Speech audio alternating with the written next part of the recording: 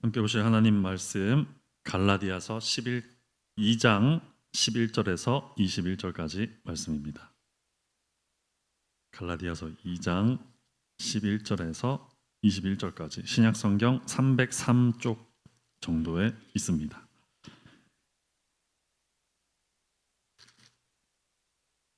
2장 11절부터 21절까지 교독하시고 마지막 절은 함께 읽도록 하겠습니다. 게바가 안디옥에 이르렀을 때에 책망받을 일이 있기로 내가 그를 대면하여 책망하였노라. 야고보에게서 온 어떤 이들이 이르기를 게바가 이방인과 함께 먹다가 그들이 오매 그가 할례자들을 두려워하여 떠나 물러가매 남은 유대인들도 그와 같이 외식함으로 바나바도 그들의 외식에 유혹되었느니라. 그러므로 나는 그들이 복음의 진리를 따라 바르게 행하지 아니함을 보고 모든 자 앞에서 게바에게 이르되 내가 유대인으로서 이방인을 따르고 유대인답게 살지 아니하면서 어찌하여 억지로 이방인을 유대인답게 살게 하려느냐 하였노라. 우리는 본래 유대인이요 이방 죄인이 아니로되 사람이 의롭게 되는 것은 율법의 행위로 말미암음이 아니요 오직 예수 그리스도를 믿음으로 말미암는 줄 알므로 우리도 그리스도 예수를 믿나니 이는 우리가 율법의 행위로서가 아니고 그리스도를 믿음으로써 의롭다함을 얻으려 함이라. 율법의 행위로서는 의롭다함을 얻을 육체가 없느니라. 만일 우리가 그리스도 안에서 의롭게 되려 하다가 죄인으로 드러나면 그리스도께서 죄를 짓게 하는 자냐? 결코 그럴 수 없느니라. 만일 내가 헐었던 것을 다시 세우면 내가 나를 범법한 자로 만드는 것이라. 내가 율법으로 말미암아 율법에 대하여 죽었나니 이는 하나님에 대하여 살려 함이라. 내가 그리스도와 함께 십자가에 못 박혔나니 그런즉 이제는 내가 사는 것이 아니요 오직 내 안에 그리스도께서 사시는 것이라. 이제 내가 육체 가운데 사는 것은 나를 사랑하사 나를 위하여 자기 자신을 버리신 하나님의 아들을 믿는 믿음 안에서 사는 것이라. 함께 있습니다. 내가 하나님의 은혜를 패하지 아니하노니 만일 의롭게 되는 것이 율법으로 말미암으면 그리스도께서 헛되이 죽으셨느니라. 아멘. 11절 말씀 보시면 게바가 안디옥에 이르렀다 말하고 있습니다. 안디옥이란 수리아 안디옥. 수리아는 시리아죠. 시리아 지방에 있는 예루살렘에서 한 500km 정도, 서울에서 부산 정도 거리로 떨어져 있는 이방인이 주축이 되어서 설립된 사도행전에도 처음으로 그리스도인이라 불렸다 말씀이 있죠.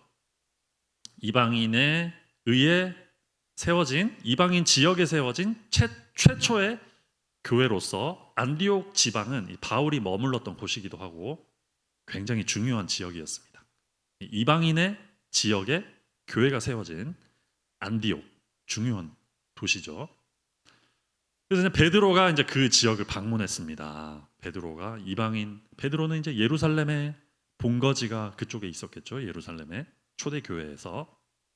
근데 이제 이방인 교회에도 이렇게 교류가 있었겠죠. 이제 그것이 이 총회 노회의 이 기원이 됩니다. 사실은 예루살렘 교회도 있었고 안디옥 교회도 있었고 서로 협력해서 나아가는 노회와 총회의 원리가 그곳에 있는데 어쨌든 안디옥 교회 방문해서 서로 교회 간에 교류가 있었던 거죠. 뭐 서로 다른 얘기를 하는 것이 아닙니다. 바울도 동일한 복음을 전하고 베드로도 동일한 복음을 전했던 것이죠. 그래서 이제 식사를 하는데 이방인들이 모여서 있는 교회에서 이제 베드로가 식사를 합니다. 원래 율법으로 따지면 이거는 안 되는 일이죠.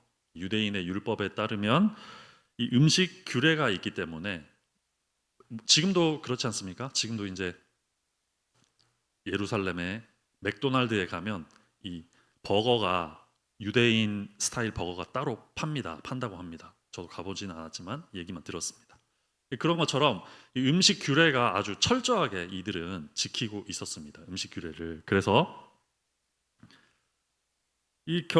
여러 가지 이유가 있겠지만 가장 현실적인 이유로는 이방인이 유대인과 같이 식사를 하면 안 되는 이유는 무엇인가요? 메뉴가 다르기 때문에, 이 같은 메뉴를 상위에 올려놓고 먹을 수가 없기 때문에 그 유대인의 풍습으로는, 관습으로는 이 율법을 따르는 토라죠. 토라, 율법, 토라. 이 모세 오경을 말하는 것입니다. 창세기, 출애굽기, 레위기, 민수기, 신명기. 이 토라를 그대로 지켜서 하나님께 나아가려고 하는 유대인 입장에서는 이건 있을 수 없는 일이었습니다. 베드로가 유대인과 이방인이 같이, 아무리 그 이방인 지역의 안디옥 교회를 세웠다고 하지만 그곳에서 같이 식사를 하는 것은 금지되었던 일이었습니다. 하지만 이 성경을 보면, 오늘 본문을 보면 베드로는 이방인과 함께 식사를 했다고 나와 있죠. 2장 11절에 보면 그렇게 나와 있습니다. 베드로가 이 이방인들과 거리낌 없이 식사를 할 수 있었던 이유는 무엇이었을까? 왜 그랬을까요? 분명히 안 되는 규칙이 있었는데, 유대인으로서 베드로는 이제 유대인이죠. 유대인. 규칙을 이제 지켜야 되는데 전혀 거리낌 없이 지금 식사를 했단 말입니다. 이방인들과. 이유가 무엇이었을까? 이유는 베드로가 그 음식 규례가 끝났다는 사실을 알고 있었기 때문에 식사를 하고 있었던 것이겠죠. 베드로가 그 지식을 갖고 있었다는 것입니다. 무슨 말이냐면, 이 사도행전 10장을 보면 베드로가 고넬료에게 가기 전에, 고넬료와 만나기 전에 있었던 일입니다. 베드로가 어떤 환상을 봅니다. 환상. 음식 규례가 끝났다고 하는 그런 환상을 봅니다. 사도행전 10장 11절, 12절, 13절, 14절, 15절을 보면, 하늘이 열리며 한 그릇이 내려오는 것을 보니 큰 보자기 같고 내 귀를 메어 땅에 들이었더라. 그 안에, 보자기 안에는 땅에 있는 각종 네 발 가진 짐승과 기는 것과 공중에 나는 모든 것이 보자기 안에 있었는데 소리가 들리는 겁니다. 뭐라고 말합니까? 베드로야, 일어나서 먹어라, 잡아 먹어라, 이런 소리가 들리는 겁니다. 베드로가 대답했습니다. 주여, 그럴 수 없나이다. 저 율법에 금지된 음식인데 속되고 더러운 것을, 깨끗하지 않은 것을 어떻게 하여 먹으라고 하십니까? 저는 안 먹겠습니다. 못 먹겠습니다. 이렇게 대답했습니다. 그때 하늘에서 음성이 두 번째로 대답을 했습니다. 하나님께서 깨끗하다 하신 것을 내가 속되다고 하지 말라. 이런 환상을 지금 갈라디아서 2장 사건 이전에 경험한 것이라고 이 학자들은 얘기를 합니다. 정리하면, 이 환상에서 명확한 소리를 들었다는 것입니다. 베드로는 무슨 소리입니까? 먹어라, 먹어도 된다. 음식 규례 먹어도 되고 이방인도 그로 인해서 구원을 받을 것이니, 믿음으로 구원을 베풀 것이니 먹어도 된다 하는 음성을 베드로가 이미 경험한 후였다는 것이죠. 그래서 학자들은 이 베드로가 고넬료 환상을 본 사건 이후에 안디옥 교회가 형성이 되었다고 말씀을 하고 있습니다. 그래서 베드로가 이 환상을 체험한 이후에 오늘의 본문 사건이 일어나게 된 것이죠. 이것을 생각하면 베드로는 이미 이 음식 규례가 폐지되었다는 것에 관하여서는 누구보다도 잘 알고 있었던 사람입니다. 이 규례가 폐지되었다는 것을 어떻게 알았을까요? 계시를 듣고 알았던 것이죠. 너무나도 명백하고 명확하게 베드로가 이 지식이 있었다는 말입니다. 지식이 있는 것도 보통 있는 것이 아니라 뭐 책에서 보고 읽은 것이 아니라 환상에서 계시된 음성을 직접 들었던 것이죠. 잡아 먹으라, 이 음성이 있었던 겁니다. 베드로는 당연히 알 수밖에 없었죠. 먹어도 되는구나, 이방인과 함께 먹어도 되는구나 알고 있었던 것입니다. 베드로에게 있는 이 경험과 지식은 너무나도 확실한 것이었습니다. 그래서 베드로는 안디옥 교회에 가서 이방인 사람들과 그리스도인들과 얼마든지 자유롭게 식사하고 교제하고 이야기하고 이렇게 행하고 있었던 것이죠. 이 모습은 마치 스승이었던 예수님의 모습을 보는 것 같았습니다. 예수님이 이 세리와 죄인들과 함께 집에 들어가서 함께 거하고 식사를 하더니 베드로도 참 예수님의 제자답구나. 예수님도 저 이방인들과 함께 가서 식사하는 모습 참 예수님의 제자답다. 뭐 이렇게 사람들이 생각했을 수도 있을 것입니다. 하지만 그 뒤에 이어지는 장면을 보면 베드로가 자리를 피하는 장면이 나오죠. 어떤 야고보에게서 온 사람들이 오니까 두려운 마음으로 식사 자리를 피하는 장면이 나옵니다. 이것에서 알 수 있는 것은 무엇인가 생각을 해보려고 합니다. 왜 자리를 피했을까? 이것이 무엇을 말하고자 하는가 묵상해 보면 우리가 알고 있는 것이 있을 것입니다. 이 교리적으로, 성경적으로, 신학적으로 우리가 안다고 하는 것이 분명히 있겠죠.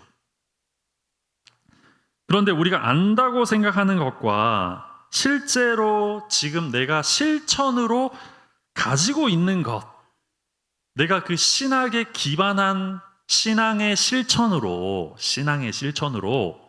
가지고 있는 것과 나의 신앙적으로 알고 있는 지식, 신학적인 지식, 이것이 다를 수 있다는 것을 지금 베드로 사건이 보여주고 있다는 것입니다. 다시 말하면 아는 것과 행하는 것의 사이에 차이가 있을 수 있다는 장면을 이 베드로가 이방인들을 피한 사건에서 알 수 있는 것입니다. 왜입니까? 베드로가 이걸 모르고 행한 일이 아니라는 것이죠.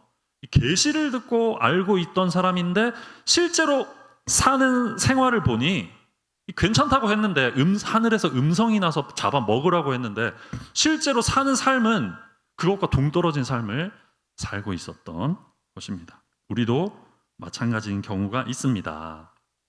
오직 믿음으로 구원을 얻는다고 성경이 가르치고 있습니다. 이것은 이 교회 오래 다니신 분이나 조금 다니신 분이나 마찬가지로 자주 듣는 사실은 가르침입니다. 오직 믿음으로 구원을 얻는다. 우리가 구원을 얻는 것은 오늘 찬송가 가사처럼 오직 은혜로만 구원을 얻는 것입니다. 은혜 아니면 설 수가 없는 것이죠. 전적인 은혜를 말하는 것입니다. 이 지식이 누구에게나 라고 말할 수 있을 정도로 이 교회를 가까이 하신 우리 성도님들이라면 다 알고 있는 지식이라는 것이죠. 모르지 않는다는 것입니다. 하지만 실제로 이것이 우리의 신앙적인 실천에서 어떻게 이것이 나타나고 있는가 하는 문제는 또 따로 떼어서 생각해 봐야 하는 문제가 아닌가 하는 것입니다. 이 지식과 오직 믿음으로 구원을 얻고 오직 은혜로 구원을 얻는다는 이 지식과 우리가 실제로 가지고 있는 모습, 신앙의 실천적인 모습이 다르게 나타나고 있는 경우가 있다는 것입니다. 그것을 오늘 성경이 비추어 주었다고 우리가 알 수 있습니다. 베드로가 그랬던 것이죠. 아는 것과 실천 달랐던 것 같습니다. 소유를 실천으로 소유한 것, 제가 좀 어렵게 얘기를 하는 것 같습니다. 하지만 좀 복잡한 개념이기 때문에 이렇게 표현을 하고 싶습니다. 아는 것과 실천으로 소유하고 있는 것, 내가 현재성으로 실천으로 가지고 있는 것, 어디에 기반한 실천입니까? 사랑하는 성도 여러분, 우리 실천이 어디에 기반하고 있습니까? 어떤 도덕적인 그런 도덕률에 기반하고 있습니까? 아니면 우리의 일상적인 상식에 기반해서 우리가 신앙생활합니까? 성경에 기반해서 실천을 가지고 있어야죠. 어떤 세상적인 지식, 세상의 상식, 또 세상의 예의 범절 또는 어떤 덕이 된다는 그런 개념, 덕을 세워야 한다는 그런 추상적인 개념이 아니라 성경의 진리의 신학에 기반한 실제적인 실천을 우리가 소유하고 있어야 한다는 것이죠. 하지만 베드로는 이런 것을 두려워했던 것 같습니다. 오늘 12절 말씀에 보면 두려워했다. 왜 두려워했습니까? 야고보에서 어떤 유대적인 율법주의적인 사람들이 방문했을 때 두려운 마음이 들었던 것입니다. 알고 있었는데 모르고 있는 것이 아니었습니다. 율법주의가 아니다, 믿음으로 구원을 얻는다 알고 있었습니다. 하지만 두려워서 자리를 피했다고 성경은 말씀하고 있습니다.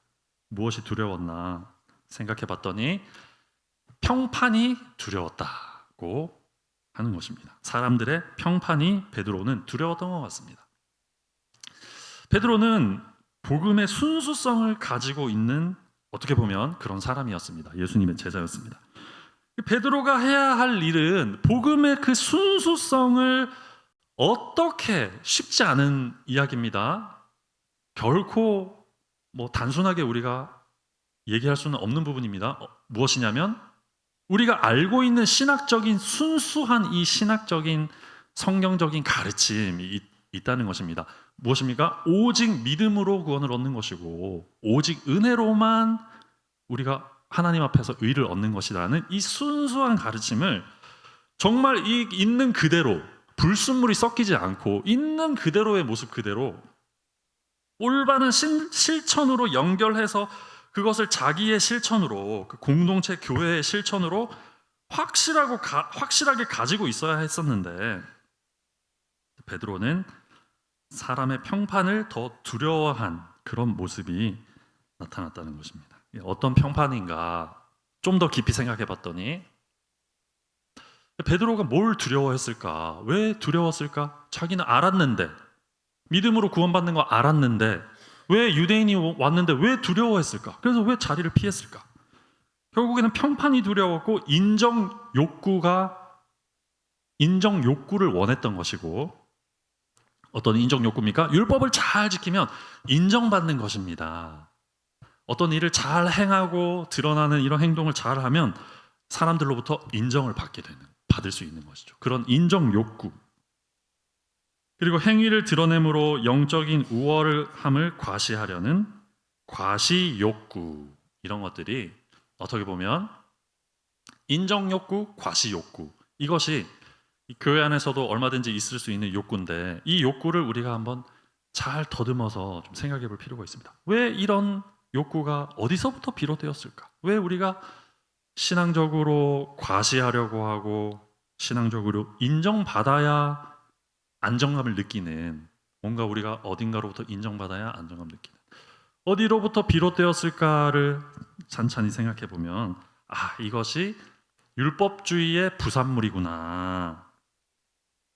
베드로도 아직 이 율법주의의 부산물에서 자유롭지 못했던 것입니다.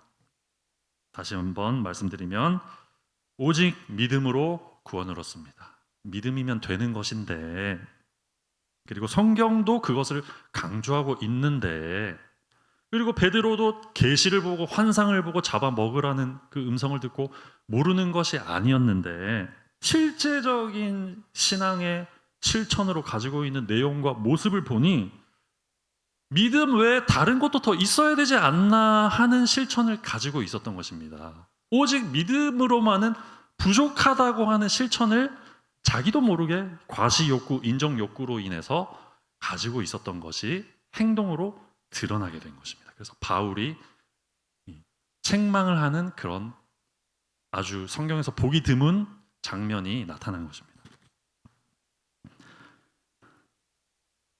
믿음 외에 다른 것이 더 있어야 하지 않나 이런 생각입니다. 다시 한번 말씀드립니다. 믿음 외에 주 예수 그리스도를 믿는 믿음 외에 다른 것도 더 있어야 하지 않나 하는 의문이죠. 의문. 이런 것도 해야 되고 이런 것도 해야 되지 않나? 주 예수 그리스도를 믿는 믿음 외에 우리가 이런 것도 해야 되고 저런 것도 해야 하지 않나? 이런 싸움에서 이걸 제가 싸움이라고 표현하고 싶습니다. 우리 안에서 너무나 많은 경우에 이런 일들이 벌어지고 있기 때문에 이게 우리 성도의 싸움입니다. 사실은 인정욕구, 과시욕구 이런 싸움에서 베드로가 어떻게 되고 있었습니까? 물러나고 있었구나 하는 것을 우리에게 보여주고 있는 것입니다. 그래서 이런 경우가 발생하면 우리가 신학적으로 성경적으로 알고 있다고 믿는 지식이 있습니다. 안다고 생각하는 지식, 무슨 지식입니까? 오직 믿음, 오직 은혜, 오직 예수 그리스도로 의로움도 얻는 것이고 그것으로 우리가 거룩하다고 칭함도 받는 것이고 구원도 오직 믿음으로 얻는 것이고 안다고는 하는데 실제로 다른 모습이 나타납니다. 이것은 무엇입니까? 그러면 우리에게 이 신학이 왜 있습니까? 이 오직 믿음이라는 가르침을 우리가 성경에서 왜 이야기합니까? 구호밖에 남지 않은 그런 신학이 될 수 있다는 것이죠. 오직 믿음, 오직 은혜라는 것은 그냥 단순히 우리가 모범적인 이런 성경 해석을 하기 위해서 그냥 우리가 말로 하는 말뿐인 신앙이 될 수도 있다 하는 사실을 성경이 오늘 보여주고 있다는 것입니다. 그렇게 되어서는 안 되겠죠. 이 우리의 신앙과 신학이 분명한 선명한 지식 안에 뿌리 내려서 그걸로 인해서 우리의 실천을 가지고 있어야 한다는 것입니다. 우리가 신앙생활하는 모습, 우리가 하나님을 예배하는 모습, 교회를 섬기는 모습, 모든 실천에 있어서 근거가 무엇이냐는 것입니다. 근거. 왜 그렇게 하냐는 것입니다. 왜? 해야 해서 하는 것은 아니라는 것이죠. 오늘 단순하게 설명해서 단순하게 말하면 그렇게 말할 수 있는 것입니다. 해야 하기 때문에 하는 것은 아니라는 말입니다. 그것은 율법주의적인 생각이라는 것이죠. 구호뿐인 추상적인 신학이 되어서는 안 된다. 바울도 지금 그렇게 되고 있는 모습이 나타난 것입니다. 계시를 들었음에도 불구하고 실천이 달랐던 것이죠. 우리도 그러므로 이 말씀을 우리에게 주셨습니다. 8월 31일 주일 오후 예배 우리에게 주시는 하나님의 음성입니다. 성령님의 음성입니다. 무엇입니까? 질문하고 점검해보면 좋겠다는 것입니다. 정리해서 제가 질문으로 말씀드리겠습니다. 이런 질문을 해봐야 하지 않나는 생각을 말씀드리는 겁니다. 나는 오직 믿음으로 얻는 구원에 관한 어떤 실체적인 실천을 가지고 있는가 하는 질문을 해봐야 할 것입니다. 나는 율법주의를 멀리하기 위해 어떤 실천을 가지고 있는가? 실제적으로 지금 내가 하고 있는 실천은 무엇인가? 왜냐하면 성경의 가르침대로 우리의 신앙을 나타내야 되지 않겠습니까? 그럼 그걸 위해서 내가 지금 실제적으로 하고 있는 것은 무엇인가 하는 것이죠. 이 유혹이 틈타는 이 싸움이 있는 현장에서 우리가 어떻게 오직 믿음과 오직 은혜라는 이 신학을 지켜나가기 위해 싸우기 위해 어떻게 하고 있냐는 것입니다. 내가 지금 어떻게 하고 있는가? 어떤 그런 신학에 기반한 실천이라고 하는 인식하고 있는 그런 실천을 가지고 있는가 하는 질문을 해볼 수 있다는 것입니다. 나는 어떻게 조심하고 있으며 실제로 나는 지금 이런 오류적인 행동에 빠지지 않기 위해 어떻게 조심하고 있고 이 율법적인 것을 다 포기한다 하더라도 어떻게 그리스도만을 믿는 믿음을 붙들기 위해 나는 오직 믿음, 오직 은혜를 실천하기 위해 어떤 신앙적인 모습을 가지고 있는가 하는 질문을 해야 한다는 것입니다. 첫 번째 질문입니다. 이것이 두 가지의 질문을 하려고 합니다. 이것이 첫 번째 질문이었습니다. 내 현재 모습을 보는 겁니다. 어떤 실천을 가지고 있나? 두 번째는 여기서 한 걸음 더 나아가서 생각해 보면 좋겠습니다. 오직 믿음으로 구원 얻는다는 사실을 우리는 안다고 여길 때가 많이 있는 것 같습니다. 오직 은혜, 오직 믿음으로 구원을 얻는다. 이것은 어떻게 보면 우리 교회 안에서 너무 당연한 얘기가 되지 않았나 생각합니다. 하지만 지금 오늘 성경 말씀을 보면 지금 바울이 무엇을 하고 있습니까? 오늘 11절에서 21절까지 읽었습니다. 바울이 무엇을 말하고 있습니까?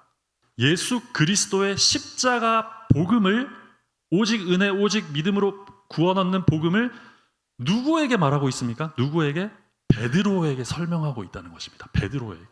베드로가 누굽니까? 사랑하는 성도 여러분. 베드로가 누굽니까? 예수님의 직속 제자 아닙니까?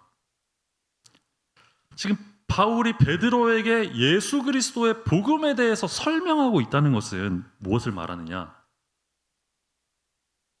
안다고 생각하지만 실제로는 베드로조차도 그 대사도 베드로조차도 실제로는 믿음으로 얻는 의라는 가르침의 정확한 의미, 참된 의미를 사실은 다시 들어야 하는 것이 아닌가. 안다고는 생각했지만 상식이라고 생각했지만 기독교의 기본 상식이다. 믿음으로 구원 얻는 것, 은혜로 구원 얻는 것이다. 상식으로 알고 있었지만 베드로조차, 사도 베드로조차 그 설명을 지금 다시 듣고 있는 겁니다. 바울에게. 무슨 말이냐면 다시 설명하고 똑같은 말을 다시 반복하고, 물론 똑같은 말은 아니겠지만 복음을 다시 들어야 하고 더 깊이 알아야 하고, 참된 의미, 은혜로 구원받는다는 것에 참된 의미, 믿음으로 구원 얻는다는 것에 참된 의미를 다시 들어야 할 정도로, 무슨 말입니까? 모르고 있는 것은 아닌가. 상식으로 생각했지만, 다 안다고 기본이라고 생각했지만, 실상 우리가 사는 것은, 그 사는 모습을 보았을 때 전혀 모르는 것이 아닌가라고 지금 바울이 생각을 한 겁니다. 베드로의 모습을 보고, 베드로는 예수님의 사도로 내가 알고 있었는데, 베드로와 교제했을 때 그런 느낌은 전혀 못 받았는데, 이 모습을 보니까, 이 이방인들하고 식사하는 거 피하는 모습을 보니까 복음을 다시 알아야겠다, 이 생각을 바울이 한 것입니다. 쉽게 말하면, 쉽게 설명하면 모르는 것이 아닌가, 베드로가 진정한 복음을 모르는 게 아닐까 하는 의심을 가진 겁니다, 바울이. 그래서 갈라디아서 2장 20절의 설명을 다시 하는 겁니다. 내가 그리스도와 함께 십자가에 못 박혔나니 그런즉 이제는 내가 사는 것이 아니요 오직 내 안에 그리스도께서 사는 것이라. 이제 내가 육체 가운데 사는 것은 나를 사랑하사 나를 위하여 자기 자신을 버리신 하나님의 아들을 믿는 믿음 안에서 사는 것이 아닙니까? 베드로 형제여, 사랑하는 베드로 형제님, 당신이 예수님을 보지 않았습니까? 당신은 예수님께 뭐라고 고백했습니까? 주는 그리스도시요 살아계신 하나님의 아들이라고 당신이 고백한 거 아닙니까? 그런데 왜 이런 모르는 것 같은 행동을 하십니까? 그리스도를 믿는 믿음 안에서 우리는 구원을 얻는 것입니다. 다시 들려주고 있다는 것입니다. 그래서 두 번째 질문은 이것입니다. 두 번째 질문은 나는 어떠한가 하는 것이죠. 우리는 어떠한가? 우리는 오직 믿음으로 구원을 얻는다는 것의 참된 의미를 알고 있는 것인가? 제대로 명확하게 이것을 알고 있는 것인가? 베드로도 다시 들었는데, 베드로도 다시 듣고 이거를 지금 이렇게 긴 지문을 사용해서 베드로가 이 복음에 대해서 다시 듣고 있는데, 나는 이거를 기본이라고 생각하고 이걸 안다고 생각하고 이럴 수는 없는 것이죠. 사실은 베드로도 다시 듣고 있는 복음이라는 것입니다.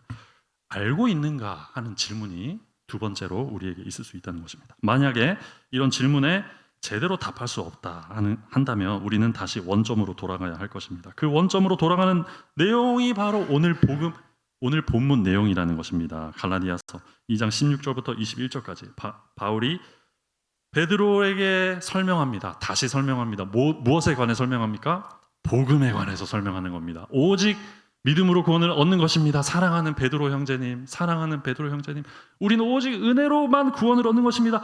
율법으로, 의를 행함으로 구원을 얻는 것이 아닙니다. 우리도 어쩌면 이 설명을 다시 들어야 하는 것은 아닌가, 그런 생각을 해볼 수 있는 것이죠. 복음을 아는 것이 맞는가 하는 것입니다. 복음을 제대로 아는 것이 맞는가 하는 것이죠.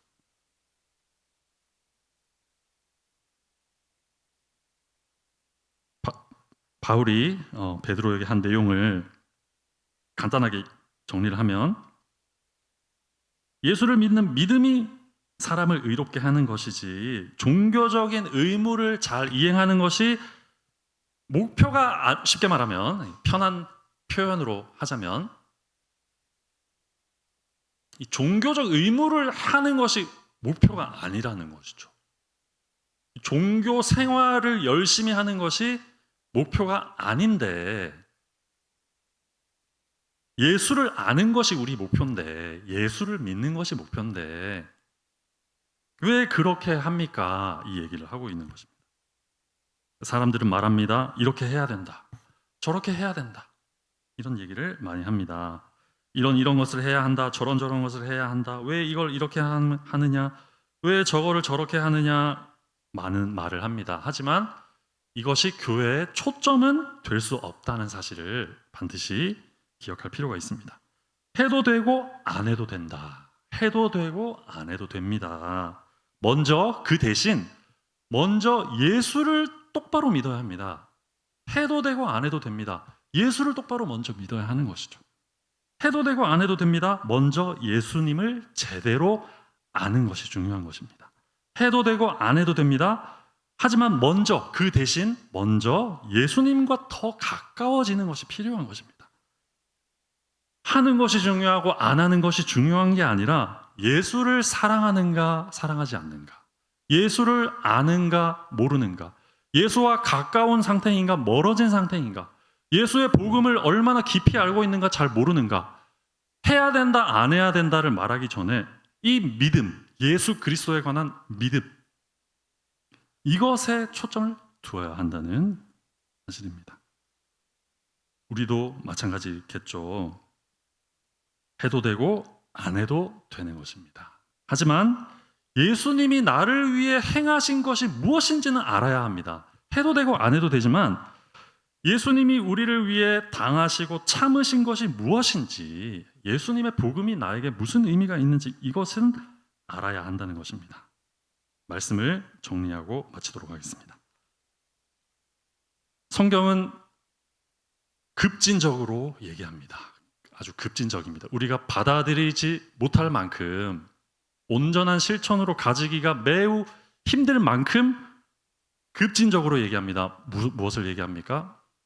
오직 믿음으로 구원을 얻는 것이다 라고 말하고 있다는 것입니다. 이것이 급진적인 사상이기 때문에 쉽게 우리는 이해도 잘 안 될 뿐더러 받아들이지도 못할 뿐더러 또 한 가지 불안을 느낍니다. 불안하다는 것입니다. 어떤 불안입니까? 그러면 우리가 뭘 해야 되는 근거가 뭐냐는 것입니다. 왜 우리가 이렇게 다 하냐는 것입니다. 어떻게 우리가 권면할 거냐는 것입니다. 해야 한다는 게 없는데, 해도 되고 안 해도 되는데 권면하고 합시다, 같이 합시다, 해야 합니다, 이런 말을 할 근거가 뭐냐는 것입니다. 그래서 불안한 겁니다. 불안을 느끼는 겁니다. 해도 되고 안 해도 된다는 건 너무 급진적인 말 아닙니까? 성경이 급진적으로 말하고 있기 때문에 급진적으로 설교를 할 수밖에 없겠죠. 분명한 사실 한 가지만 기억하고 말씀드리고 설교를 마치려고 합니다.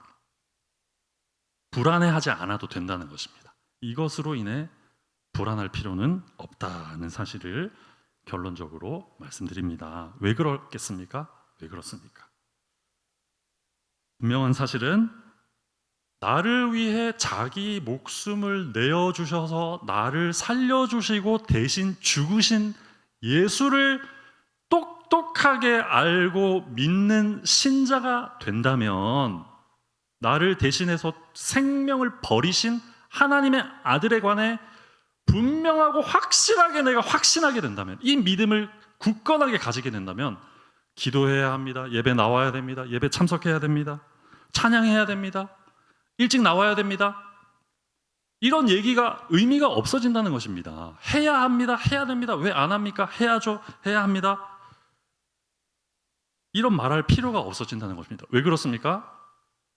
예수가 나를 위해서 목숨을 버렸기 때문에 이 사람은 지금 어떻게 된 겁니까? 20절에서 말하고 있지 않습니까? 갈라디아서 2장 20절 유명한 구절 아닙니까? 내가 사는 것이 아니라는 것입니다. 그리스도께서 나를 위해 십자가에 못 박히셨나니 내가 사는 것이 아니요 내 안에 그리스도께서 사시는 것이라. 그리스도를 위해 살게 된다는 것입니다. 그리스도를 위해 어떻게까지입니까? 예수가 나를 위해 무엇을 하셨습니까? 목숨을 버리셨습니다. 십자가에서 나를 위해. 나는 어떻게 해야 됩니까? 이거 해야 되고 저거 해야 되고 이거 해야 되고 이거 해야 됩니까? 아니죠. 동일한 입장에서 말하자면, 동등한 차원에서 우리가 설명하자면 무엇을 해야 됩니까? 나를 위해서 목숨을 버리신 분에게 우리는 무엇을 해야 됩니까? 동등하게 한번 생각해 봅시다. 동등하게 목숨을 드리게 되는 것입니다. 참되게 예수를 아는 신자가 되면 해야 합니다. 율법주의적으로 지켜야 됩니다. 나와야 됩니다. 일찍 와야 됩니다. 이것이 더 이상 적용되지 않는다는 것입니다. 목숨을 드리게 된다는 겁니다. 예수를 위해 목숨을 드리게 된다. 사실을 기억하시면 좋겠습니다. 때문에 우리는 이 사실을 기억하면 좋겠습니다. 어떤 사실입니까? 나를 위해 죽으신 예수를 위해 나의 생명을 다시 돌려드리는 이 선명한 지식, 나를 위해 예수께서 죽으셨다는 이 선명한 지식에 뿌리 내려서 이 신학에, 이 믿음, 은혜의 신학에 뿌리 내려서 실천을 가지시고 의무로 접근하기 이전에, 종교적인 의무로 모든 것을 생각하기 이전에 나를 위해서 목숨을 버리신 분께 내가 어떤 것으로 실천으로 돌려드릴 수 있을까 하는 그 생명을 드리는 믿음의 실천, 이런 믿음의 실천이 우리 안에서, 우리 교회 안에서 많이 나타날 수 있기를 간절히 소망합니다. 이런 열매를 우리는 보기에 힘써야 할 것입니다. 물을 줘야겠죠. 물이 무엇입니까? 열매를 보기 위해 물을 주고 기다려야 합니다. 인내해야 합니다. 사랑해야 합니다. 기다릴 줄 알아야 합니다. 안 나오는 것 당연합니다. 우리 어린 친구들, 중고등학생들 교회 나오기 싫어하는 거 당연합니다. 왜 당연합니까? 예수를 믿는 믿음이 아직 없기 때문이죠. 기다려야죠. 참아야죠. 인내하고 사랑해야죠. 계속 물을 주고 햇빛을 줘야죠. 무엇입니까? 와야 된다입니까? 의무를 주는 겁니까? 왜 와야 되는데 왜 안 오냐? 왜 기도해야 되는데 왜 기도 안 하냐? 왜 예배 나와야 되는데 왜 예배 안 나오냐? 의무를 주는 겁니까? 그게 아니라는 말입니다. 예수를 주는 겁니다. 예수 그리스도의 십자가, 예수의 목숨을 보여주는 겁니다. 어떻게 보여줍니까? 못 보여줍니다. 우리가 보여줄 수가 없습니다. 최대한 노력하는 것입니다. 최대한 사랑해 주는 것입니다. 사랑하는 겁니다. 우리가 할 수 있는 최선의 방법으로 사랑을 함으로 예수를 보여주는 겁니다. 예수를 나타내는 것입니다. 이런 역사, 사랑의 역사, 인내하고 참으면서 사랑을 보여주려고 하는 우리 안에 이 복음적인 행함. 그래서 오늘 성경이 설교 제목이 이렇습니다. 14절에 복음의 진리를 따라 바르게 행함이라는 단어가 상반절에 등장하는 것입니다. 이것이 바로 복음의 진리를 따라 바르게 행하는 것이 될 것입니다. 사랑하는 성도 여러분. 그러므로 우리 또한 이러한 믿음, 이러한 은혜를 아시고 또 이런 복음의 진리를 따라 바르게 오직 예수, 오직 믿음, 오직 은혜 안에서 기쁘고 즐겁게 구원 얻은 백성으로 함께 성장해가는 우리 귀한 사랑하는 성도 여러분 다 되시기를 주님의 이름으로 간절히 축원합니다.